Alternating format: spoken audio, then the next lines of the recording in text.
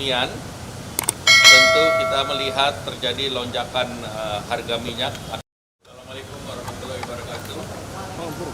Salam sejahtera bagi kita semua. Pertama tentu tadi Bapak Presiden membahas terkait dengan apa yang terjadi di Timur Tengah, terutama yang terkait dengan Iran dan Israel. Terkait geopolitik nanti akan dijelaskan oleh Ibu Menteri Keuangan, namun pada prinsipnya adalah deeskalasi ataupun menahan diri adalah satu hal yang sangat penting, terutama terhadap negara-negara yang terlibat di sana. Dari sisi perekonomian, tentu kita melihat terjadi lonjakan harga minyak akibat serangan Israel ke kedutaan Iran di Damaskus dan juga terhadap retaliasi yang dilakukan oleh Iran. Dari segi ekonomi, Laut Merah dan Selat Hormuz itu menjadi penting, terutama karena Selat Hormuz itu 33.000 kapal minyak dan Laut Merah itu sekitar 27.000. Dan peningkatan freight cost itu menjadi salah satu hal yang harus dimitigasi.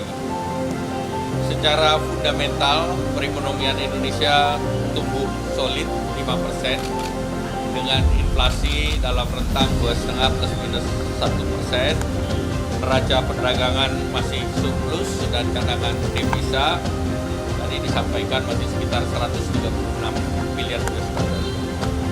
Dari segi pasar keuangan, dolar indeks mengalami penguatan di tengah rilis data ekonomi Amerika yang menunjukkan penguatan. Kemudian eskalasi tentu meningkatkan ketidakpastian dan tentu yang harus kita mitigasi adalah beralihnya aset ke safe haven, dalam hal ini US dollar, emas, nikel juga mengalami kenaikan. Nah, nilai tukar dan indeks harga saham itu juga mengalami pelemahan secara global, namun Indonesia dibandingkan peer countries relatif masih dalam situasi aman, dan tentu kita perlu melakukan beberapa kebijakan antara lain kebauran fiskal dan moneter, menjaga stabilitas nilai tukar, menjaga APBN, dan memonitor kenaikan logistik dan kenaikan harga minyak. Sektor real, dampak depresiasi nilai tukar dan kenaikan ini salah satu yang dilihat, yang tentu sangat berpengaruh terhadap impor, namun tentu efek juga terhadap eksportir mendapatkan devisa lebih banyak. Tentu ini plus minusnya kita harus jaga. Tentu bagi pemerintah terus melihat reform struktural dan menjaga ekspektasi daripada investor dan juga memperkuat daya saing dan juga untuk menarik investasi jangka panjang di Indonesia.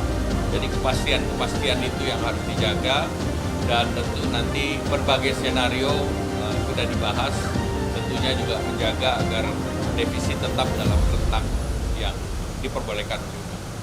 Demikian, terima kasih. Terima kasih telah menonton Warta Jaya Vision, sumber informasi terkini dan terpercaya. Jangan lupa untuk like, subscribe, dan nyalakan lonceng notifikasi agar tidak ketinggalan berita terbaru dari kami.